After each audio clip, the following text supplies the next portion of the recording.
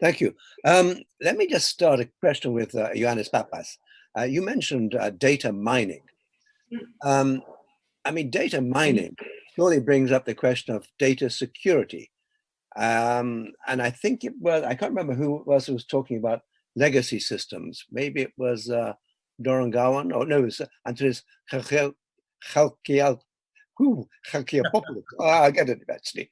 Yeah. But you see the problem, and not just the problem of me pronouncing your name, but I mean, ordinary citizens, when they entrust their data, assume that it's going to be safe. And yet there's so much evidence that it's not safe. And that comes from not just legacy systems not being updated, but it comes because, some startups are sloppy, etc. So let me start with Ioannis first and then Antonis next. Ioannis. Yes, thank you for the question. I think it's very important, like you said, the security part.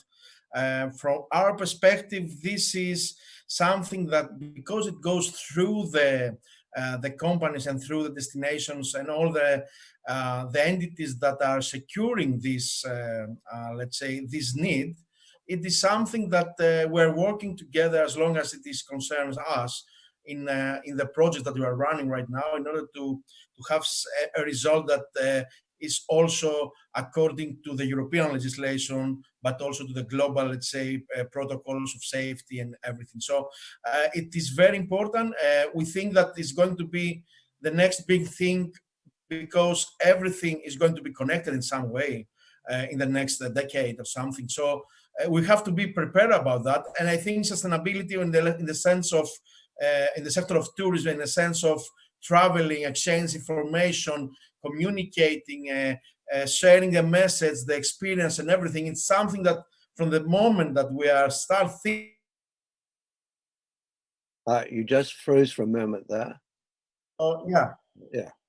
Yeah. You unfroze. Sorry, you froze on my screen for a second there. But not let me put the same question to Antonis. I'm going to wait. I don't speak. I'm going to get this right. Chalkiopoulos. Was that okay? That's great. Yeah, that's great. That's great, John. So it's a great question about the legacy systems, about the security. Security is a very important factor for every software out there. Now that we have a lot of new protocols and open APIs that you can get access to information that are sensitive. Also, we have the GDPR issues that concern Europe, that we must be very careful on what we do with the data. But I think that the companies now and the startups, basically, most of the startups have great personnel, very experienced people working in the team with great background in engineering and capabilities to adapt and provide a great solution out there. And basically, my point about the legacy system was about the fact that there are too much, for example, there are too many on-premises systems that provide some information, but they cannot get accessed by other systems out there, so that they can get more information to the public and to be able to promote, let's say, other experiences or information about, for example, hotels have property management systems that have information about the guests. And if these are contained inside the on-premise PMS and not external to other systems, then they cannot be able to provide extra value to startups to create extra services on top of them. Well, let me turn to Ella. I mean, if Gamete were to work with, say, Marriott or British Airways, I mean, Marriott hotel chain and BA have both had huge data leaks in the last 3 or 4 years. I mean, what guarantee is there that Gamete, for example, can protect my data or someone else's data? And that question for Ella, yeah. Well, we've gone around this the easy way. We just don't hold any personal data at all. One of the differences between our shareable wish list and other ones that exist is that it doesn't require any login. The most personal information you can choose for yourself on our tool is your nickname. I tend to call myself Batman on the chat, just for fun. But we don't hold any personal data, and for websites that implement us, we ask them not to implement us on pages where there is checkout and credit card information and such. So we just don't have any information that we shouldn't have on our servers. The only information that we hold is what people have shared, but those are just, IDs of packages that are on the website anyway, nothing personal. Great, thank you. Doran, does the same go for you with KMS Lighthouse? So our approach is somewhere in the middle, I would guess. Our clients are storing their key information that they need to share over in terms of plans and policies. If we're talking about travel company, they need to know all of the different reservation systems and how they use the systems, but the actual content that they're storing about their specific clients, that they store in their CRM or their other applications. And then what we can do is either run our solution as a standalone solution, or we can have an integration, like, for example, with Salesforce, where we're listed on the Salesforce App Exchange. And as part of that, to give additional security relief or to address any concerns, Salesforce, they undertake a full enterprise-grade penetration and security testing across all of the organizations that have a native integration. So that really ensures there is such a high level of security, even when you're talking about not storing personal or client-specific data, just company-specific data, which of course is still crucially valuable to organizations. And one other area that we also do for our larger clients is make sure that they have a defined software and service stack that's for their use case. So that ensures that there isn't any potential for data leakage between, say, one client and another one. That really gives that highest level of additional protection. Yeah, thank you very much.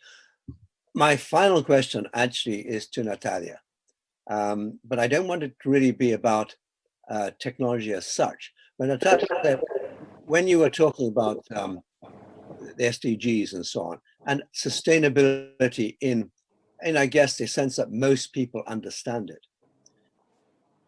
is mass tourism sustainable? Probably not. I mean, you mentioned London, you mentioned Paris, you mentioned Barcelona, Florence, all these cities that have tried to sort of, actually London didn't, but have tried to reduce the weight of mass tourism on them.